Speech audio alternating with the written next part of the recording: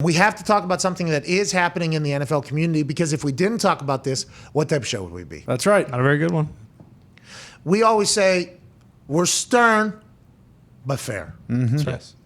And if it is in our world, we will talk about it, because it's our world. We talk about our world. Yeah, have to. Our world is the sports world. Mm-hmm.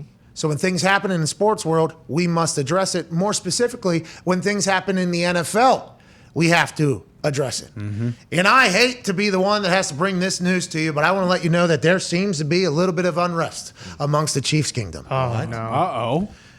Out there in Kansas City, where they have been celebrating success with the Kansas City Chiefs organization for the last few years, much more so than they had before that. They've had a diehard loyal fan base that has always showed up at Arrowhead. Mm-hmm. Yeah. And whenever you walk into that place and you get a chance to play there, if you're lucky enough to play in the NFL, you get a chance to play at Arrowhead, you automatically feel like the fan base. You feel the energy. You can feel that the Chiefs kingdom is a real one and a passionate one. And you almost hope, like, hey, I hope you guys get a chance, just like the Dog Pound, I hope you guys get a chance to experience a good team someday.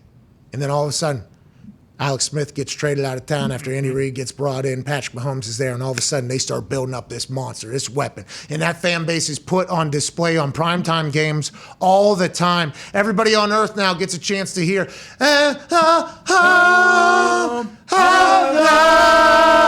Chiefs!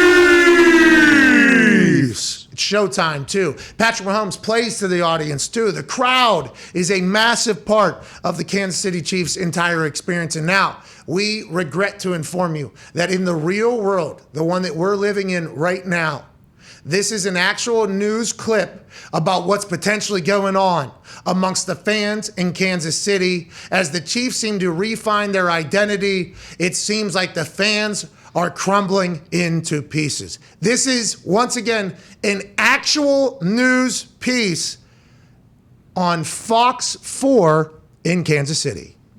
Well, if you spend any time around here on game day, you're likely to be aware of at least one of these men. The man known as the X Factor has been around for decades. He's the one seen in the video getting knocked down by another man who the people of Section 129 may know as Red Extreme.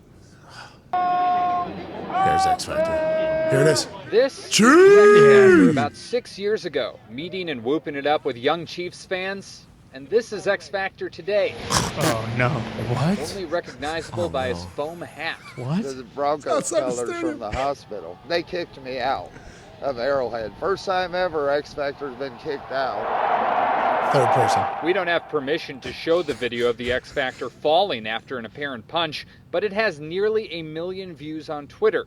The X Factor explains what happened from his perspective and who is involved. He's my old apprentice. I actually made him famous. Gave him the name Red Extreme. I saw him come run up the stairs at me, and he had that look, I'm gonna kill you. And so I tried to grab his jersey to stop him and talk to him, and he, like the movie Friday, he deboed me one punch, and I saw stars. They took me to triage at Arrowhead, checked me out. I felt all right at the time, but then I didn't know I'd broke my ribs. Red Extreme posted a 17-minute video message to his Facebook page following the incident. He says, "A cup of water was thrown and hit my wife in the back and splashed onto me." Can't do that. He continues, "I have never in my life felt so bad about feeling so good, because knocking that low-life son of a expletive out was the greatest feeling I've had in a long time. My problem is it happened inside the stadium, and I never imagined in my life I would behave in that manner in the stadium." He also accuses the X Factor of being inebriated. It says that I'm a meth addict, which I'm a cocaine addict and alcoholic. I've been clean for 4 years. Okay. He Much said different. I threw a water Congrats, bottle by at the him, way. which I didn't. And I flipped my car a week ago Tuesday. So it's been a wild week. What? Wait. This makes me stronger. Jesus was persecuted. Of course. I'll come back fighting. is looking to press charges at this point, but throughout the day we did try to connect directly with Red Extreme, but were turned down. However, immediately before our broadcast we spoke by phone, and he stressed that anything that the X Factor says should be taken with a big dose of skepticism, and that he himself actually stepped away from the superfan community because of his distrust and distaste of X Factor's behavior. Wow. All right, Jacob Kittle. Thank you, Jacob Kittlestad. Thank you, Jacob. Hey, we hope they figure it out over there. Yeah. Okay? We're all Chiefs fans here. All right, Red Extreme, X Factor. I can't believe he said he was a meth head. All right, Yeah. X Factor's clearly not a meth head. I mean, you take one look at him, you go, oh, that guy. No. Cocaine. That guy loves coke and booze. And alcohol. And he's been clean for 4 years. Congrats, X Factor. Although, you know, he flipped his car last week. Well, it's been a rough week. No, he was definitely boozed up. when Bro, he pushed how his car. long has he been wearing the hospital gown thing? Bro, him walking in front of the stadium. So he had to walk to his car from his house. Yeah. Wearing the same thing in the hospital. Yeah. Drive to the interview. Get out of the car. Let us set up a camera. You got it. I'll really give this thing. X Factor's a fucking lightning rod, dude. Yes. X Factor needs to not get kicked out of games anymore. Eh? If you start kicking X Factor out, I mean, maybe the Chiefs lose every single game again. You think? And Red Extreme, Red Extreme said he's never felt so bad about feeling so good. About Knocking that son of a bitch out. I actually read a little bit about this. The hospital scrubs was actually the only thing he owns right now. Okay. Because he pissed and shit himself when Red Extreme did knock him out. So that's all. The only clothes he has left now is the hospital Well, scrubs. and at least he kept that hat. And what we have, since updating this story, since us releasing this same video in the first hour in our reaction to it, because it is so beautiful, a lot of Chiefs fans have told us that they have shunned X Factor out of the Chiefs community. oh my God. X Factor is on, I think, thin ice with the Chiefs fan base, the Chiefs kingdom.